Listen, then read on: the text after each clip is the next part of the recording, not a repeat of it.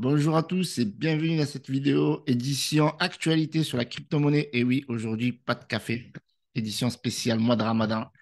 Ici, Hiroshi Crypto pour mieux vous servir. Alors avant de commencer, mettez un pouce bleu, abonnez-vous. On va revenir sur plein de choses, notamment l'actualité sur Binance, la baisse, puis la hausse. On va essayer de comprendre qu'est-ce qui se passe. Est-ce qu'on a des actualités intéressantes ou pas? Et voilà, donc abonnez-vous et rejoignez-moi sur Twitter également. Je vous mets le lien dans la description. Alors déjà, ouais, c'est vrai que il y a tout d'abord une actualité chaude, c'est-à-dire qu'il y a un événement Next Step qui est réalisé le mois prochain. D'accord, vous pouvez participer. C'est le 16 avril 2023. Vous pouvez encore vous inscrire. OK, les inscriptions à l'événement prennent fin au mois d'avril, donc le 3 avril. Donc il vous reste encore quelques jours et vous avez ce lien que je vous mets dans la description pour participer. Donc, si vous ne pouvez pas participer à cet événement, ce n'est pas grave. Vous pouvez participer au prochain événement qui aura lieu le 24 septembre 2023 à Bruxelles ou alors à Marseille pour les Marseillais. Big up à vous, le 18 juin 2023 de 14h à 19h. Donc, avant de vous donner les actualités et de voir un petit peu le marché, qu'est-ce qu'il en est. Donc, hier, je disais, la crypto du jour, c'est USDT, comprendra qui pourra. Ouais, parce que vraiment, avec la grosse baisse, etc. Et puis, j'avais fait un sondage où les gens ont dit, j'attends. Alors, il y avait 49,5% buy the dip et 57,5% j'attends. OK, donc on va faire un petit tour sur le canal Telegram. Alors, c'est marrant parce que, voilà, donc le marché de la crypto-monnaie est vraiment volatile. Donc, j'en profite pour vous faire ce petit disclaimer. Je ne suis pas votre conseiller financier. Faites vos propres recherches. En crypto-monnaie, vous risquez de tout perdre. Donc, managez bien votre portefeuille. Donc, on était, voilà, grosse chute. On perdait 2,69% sur le Bitcoin. Grosse chute également sur le BNB à cause des différents procès qui risquent de se passer pour Changpeng Zhao et Binance. Et on avait l'XRP qui continuait, malgré la baisse partout, à monter. Donc, on va en parler, on va en toucher deux mots. Donc, c'est quoi votre plan pour le bear market? Donc, n'hésitez pas à rejoindre le canal Telegram pour voir le plan de bear market.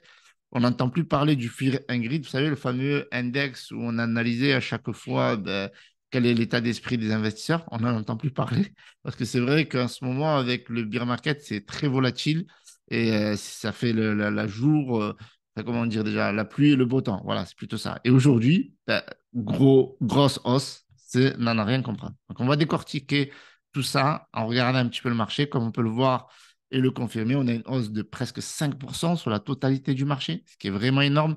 On a maintenant un Bitcoin à 5,48% qui n'arrête pas de monter. On est repassé au-dessus des 28 000 symboliques. On a un Ethereum qui repasse au-dessus des 1800. On a, malgré les potentielles poursuites judiciaires, on a Binance, enfin le BNB qui reprend 2%, même si la hausse elle est vraiment timide par rapport au marché. On voit quand même XRP qui prend 10%. Donc attention, parce qu'il y a beaucoup de news qui n'existent pas encore. C'est vraiment de la spéculation autour du fait que Ripple risque de gagner le procès. Donc pour l'instant, ce n'est pas encore dit, mais on voit qu'il y a des baleines qui achètent. Donc du coup, le message voilà, passe de personne en personne, donc du gros bouche à oreille. Et du coup, les gens achètent énormément. On a le ADA qui prend 9%, Matic 7,16%. Donc vraiment, aujourd'hui, on a vraiment une journée cheap, bull run, quoi. Vraiment, clairement. Un Shiba qui prend 4%.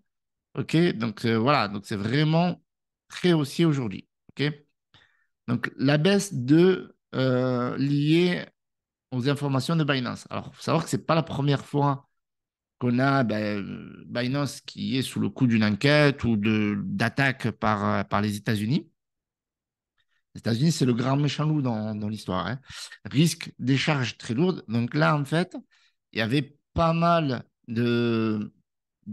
comment dire ça, de charges. Voilà, en clair, en gros, on les accuse de blanchiment d'argent, en association et violation de sanctions criminelles, de transfert d'argent sans licence. Bref, Binance est considéré comme une plateforme illégale. Alors ça, c'est plutôt, il me semble, ici, sur Clubic. Le leader mondial incontesté des exchanges des crypto-monnaies Binance est sous le coup d'une nouvelle enquête aux États-Unis. Donc, c'est considéré comme une plateforme quasiment illégale. Pourtant, je ne connais pas une plateforme ou un exchange qui a fait plus que Binance pour la régulation ou pour re-rentrer dans les clous de, de la régulation, tout simplement, dans le marché déjà français, dans le marché américain, ils ont Binance US, ils sont conformes, etc. Mais vu que le marché de la crypto-monnaie n'est pas régulé, alors si vous voulez, les Américains, ben, ils veulent réguler ça comme ils veulent. C'est-à-dire que si vous faites quelque chose qui est correct, mais qui n'est pas encore acté dans une loi, ben, ils vont considérer ça, s'ils veulent considérer ça illégal, ils vont considérer que c'est illégal. Donc, vous voyez, regardez, ils sont attaqués à KuCoin, ils sont attaqués à Kraken, sont attaqués à Crypto.com, là, ils s'attaquent à Binance. Donc, en fait, depuis la chute de FTX, les Américains, ils ont la haine, clairement. Quand je dis Américains, c'est les États-Unis. Je parle bien de la Fed, la SEC, Yellen et tout ce que vous voulez. Parce que FTX, il est renfloué, que ce soit la droite ou la gauche, la République ou les démocrates, il est renfloué à mort. Et vu qu'on on a assisté à la chute de FTX en novembre 2022, eh bien, Binance et les autres exchanges sont devenus tous des plateformes illégales. Et donc, ils se posent des questions, etc. Au vu de notre premier examen, la plainte semble contenir un exposé incomplet des faits et nous ne sommes pas d'accord avec la caractérisation du bon nombre de problèmes allégués dans la plainte, a de son côté répondu Champagne Zero. Donc, Champagne Zero il réfute les accusations que les Américains, enfin que les États-Unis colportent contre l'exchange. Donc, on va avoir un nouveau feuilleton à ce niveau-là. Et du coup, ça va créer des mouvements baissiers. Donc là, on n'a pas trop ressenti parce qu'en fait, le marché était déjà ultra baissier avec la chute de FTX. Donc ça, c'était de décembre. Donc là, c'est pour vous dire juste que ce n'est pas nouveau cette histoire-là et que le feuilleton va continuer. À chaque fois que le marché crypto, je pense, qu'il va prendre un bon élan, le mec de New York, il va appuyer sur le bouton et ça va chuter. Mais d'un côté, on va dire tant mieux, parce qu'on a toujours le temps de recharger, etc. Là, on voit que les Ripple sont en train de gagner, entre guillemets, leur procès. En tout cas, il y a de bonnes chances. Donc, on verra par la suite ce qui va arriver. Donc là, qu'est-ce qui explique clairement la hausse? Parce que vu qu'on a un gros drama, Binance dans la tourmente, etc., donc tout chute. Et du jour au lendemain, ben, tout augmente. Là, on dit plus de 3%, mais en fait, là, l'Ethereum, il a pris, ouais, là, il est autour de 4%, 5% le Bitcoin. Donc, le marché est en train de remonter. Et en fait, euh, tout ça est lié à une économie qui est en train de se reprendre. En fait, il y a une grosse augmentation de la confiance des consommateurs américains au mois de mars. Les récents progrès dans l'industrie des crypto-monnaies, donc ça, je vois pas pourquoi ça va jouer dans le facteur de la hausse et le statut Bitcoin en tant qu'actif refuge. Donc ça, ces arguments, j'y crois pas, mais en ce moment, il y a, voilà, au niveau de l'économie, c'est en train de repartir, donc la bourse est en train de repartir, ben, ça ne peut pas toujours s'écrouler, bien entendu. Sinon il n'y aurait pas, il y aurait pas de bourse. Tout simplement, le chef de la CFTC américaine a récemment réaffirmé sa position selon laquelle Ether est un actif économique, non un titre. Donc, vous voyez, donc ça aussi, ça rassure un petit peu le marché, ce qui pourrait entraîner une augmentation de la valeur d'Ether. Donc, il y a en fait d'un côté une chasse sorcière, Binance, Ripple, etc. Alors que Ether, par exemple, n'est pas considéré comme un titre. Donc, en fait, ils accusent que ce qu'ils veulent. Donc, on voit que c'est un peu le brouillon de leur côté. Donc, forcément, ben, le marché se dit fuck off, quoi, on buy le dip, quoi. Et en fait, c'est marrant parce que là, sur mon sondage, le buy the dip, non, c'était j'attends. Et en fait, non, il fallait pas attendre. Mais bon, pendant ce temps, Marshall Beard, le directeur de la stratégie de Gemini, un échange de crypto-monnaies basé en Amérique, montre son intérêt, estimant que Bitcoin atteindra 100 000 dollars cette année.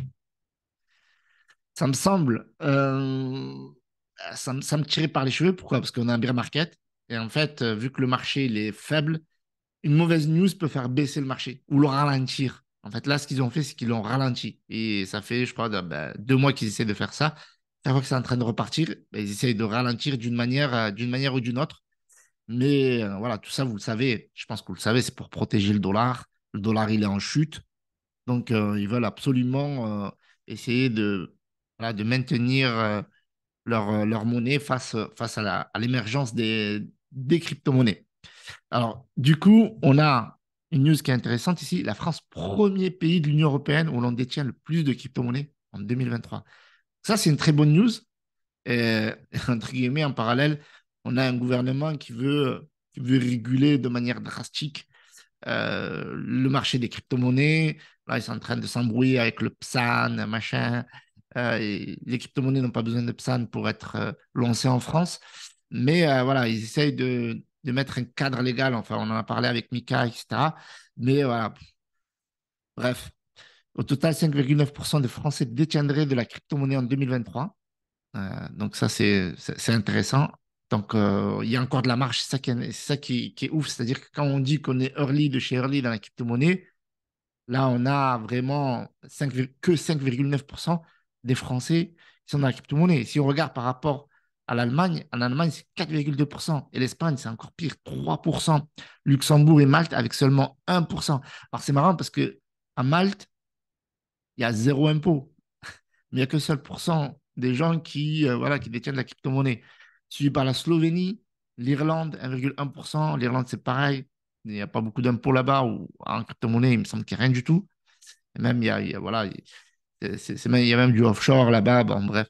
Mais c'est marrant parce que voilà, il y a le classement. Moi, je vous mets le lien dans la description.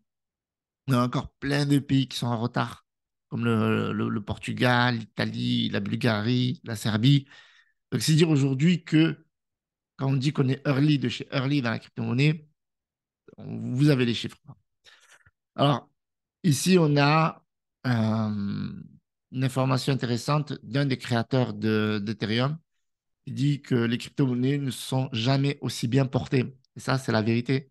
Donc, c'est vrai que la technologie, elle est en train d'avancer. On le voit notamment avec l'intelligence artificielle, également des nouveaux consensus qui se créent au niveau des différentes blockchains.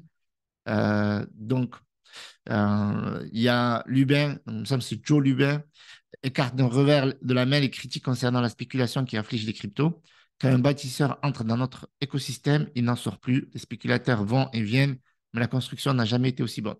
Donc c'est vrai que voilà, en période de bear market, ça construit énormément, même si au niveau du marché, bon, même si aujourd'hui c'est explosif, de manière générale, il a bien baissé, on va dire ça comme ça, depuis la fin du dernier bull run en fin 2021. Mais d'un point de vue technologie, d'un point de vue building, ça n'arrête pas. Alors, pour expliquer cela, il a précisé, c'est parce que ce sont des monnaies saines. Le développement, la facilité d'utilisation, l'évolutivité, lui, il est vraiment chaud. De l'écosystème, Ethereum n'ont jamais été aussi bons. Cela s'accélère. Donc voilà, donc il y a de l'enthousiasme dans la crypto-monnaie, mais il y a aussi des points négatifs. Donc ça, c'est un truc de fou. Par exemple, Nvidia, plutôt que de se réjouir du fait qu'il y a eu une hausse des ventes au niveau des cartes graphiques, voilà, de leur technologie, etc. Et eux, qu'est-ce qu'ils ont dit? Ils ont dit, nous, on s'en fiche des crypto-monnaies. Nvidia ne veut pas entendre parler de crypto-monnaies. Alors que le processeur du fabricant américain, alors que les processeurs du fabricant américain sont populaires auprès des initiés de l'industrie, etc., etc.